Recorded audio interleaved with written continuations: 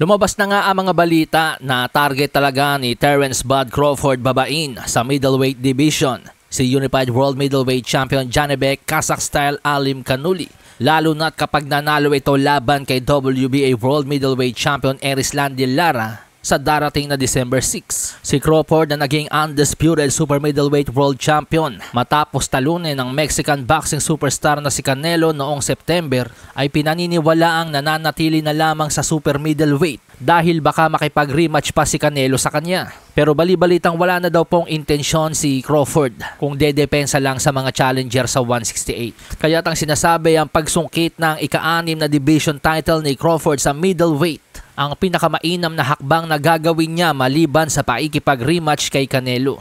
Sa December 6, sakaling talunin ni Janibek si Erislandy Lara, magiging 3 belt holder si Janibek. Ibig sabihin, isang belt na lang at undisputed na siya sa middleweight. At ang plano nga po ni Janibek, mga amigos, early 2026 ay maisakatuparan ang pagiging undisputed. Para pagtungtong ng Vermont sa 2026 ay maaari niya silang maglaban ni Crawford para sa undisputed title. Kung papansinin po natin si Crawford sa nakalipas na 6 na taon, isang laban na lang kada taon ang ginagawa nito. Paniniwala ni Crawford, mas napapahaba niya ang kanyang prime sa pagkakaroon din na mahabang pagpapahinga. Kaya naman nang sabihin ni Crawford ang mga katagang "I got my eyes on you, Janibek." Expected ni Crawford na sa susunod na taon ay maging undisputed si Janibek at maglaban sila. Pero posible pong hindi matuloy ang Janibek versus Crawford next year sa dalawang kadahilanan. Una, kapag nasilat si Janibek ni Erislandy Lara sa December 6. Ikalawa, dahil sa lumabas na bagong balita na ang IBF No. 3 middleweight contender daw po na si Amo Williams ay next in line sa magwawagi sa sagupaang Janibek at Lara. Sinasabi sa balita na binigyan lamang ng special permission ng IBF si Janibek na maipag-unification kay Lara. Pero pagkatapos niyan ay kakailanganin niya ng harapin ang kanyang mandatory challenger na si Amo Williams. Ani Hearn sa panayam sa kanya ng IFL-TV, "We requested first bids for that fight. They asked for an exemption to fight Lara, which was granted.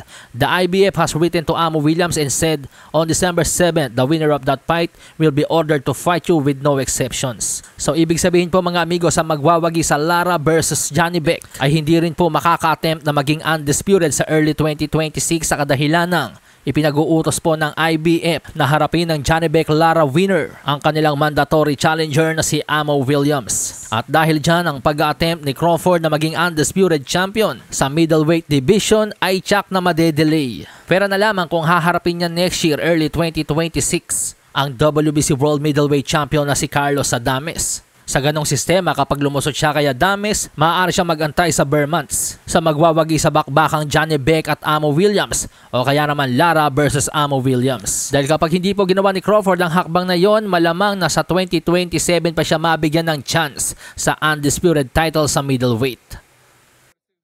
Malasahin ang baraha, patunayan mo sa'kin ha. Sino man ang mabunot na kalaban, di ka tatakbo ha. Sa bayan ko sa bayan,